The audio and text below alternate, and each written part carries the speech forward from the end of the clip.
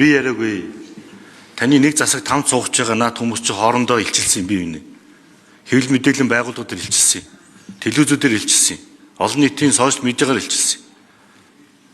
Хин нэгэн зохиож яриаггүй. Тантай хамт нэг засаг суугч байгаа хүмүүс энэ бүгдийг хоорондоо бие биендээ илчилсэн. Тийм учраас та надаас асуух алдах хэрэггүй. За дэлхийн нийтээр энэ геополитикийн нөхцөл байдал хүндэрж байна. Төл шатхан одоо үнд болох чинь тэгэл нэг ясуулаалцсан ноход чигээр хэд хоног та нар орондоо судаллаа шүү дээ. Одоо тэг цаашдаа яах? Үнийн өсөлтөн дээр яах? Монгол улс алт зэс нүүрсийг 3 юм зардаг. Энэ дээр ажилтны ямар бодлоготой вэ?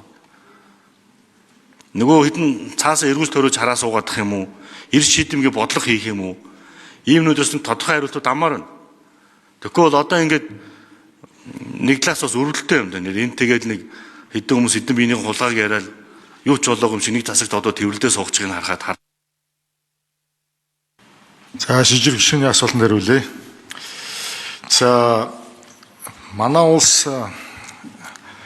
байгалийн баялагын одоо олборлох салбараас хамааралтай эдийн засгтаа ингээд явж байгаа. Харамсалтай нь бидний бас буруу зөв олон энэ одоо популизмаас шалтгаалж энэ салбараа өөрийг нь одоо хөгжиж дэвших ямар ч боломжгүй болгочихсон нэгдүгээрт.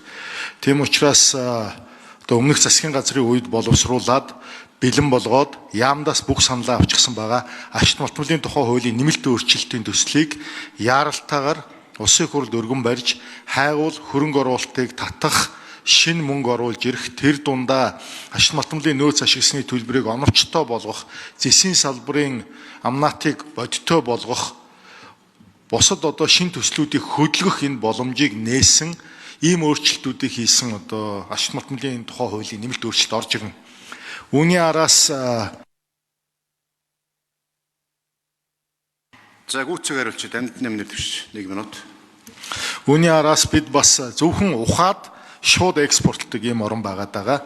Тэгэхээр бидний хувьд бол одоо олборлсон түүхийдээ ядаж хагас боловсруулдаг улсын хэмжээнд одоо энэ биржийн тухай хуулийн одоо нөхцөл байдлаа шалтгаалаад 47 боловсруулах үйлдвэр хаалттай байна. Энийг нээн дотоодын борлуулалтыг зөвшөөрнө. Амнаатыг шудраг зөв болгоно.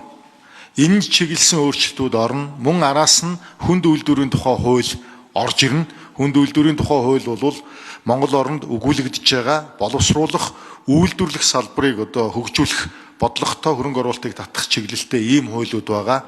Гангийн төсөл явна, ган хайлуулах үйлдвэрийн төсөл явна, зэс хайлуулах үйлдвэрийн төсөл явна, алт боловсруулах үйлдвэрийн төсөл явна, хөнгөн цагаан хайны одоо хайш бэлтгэх үйлдвэрийн төслүүд явна. Зарим нь тендерын зарлагдсан яваа, зарим нь тун удахгүй зарлагдахад бэлэн болцсон ингээд явж байгаа.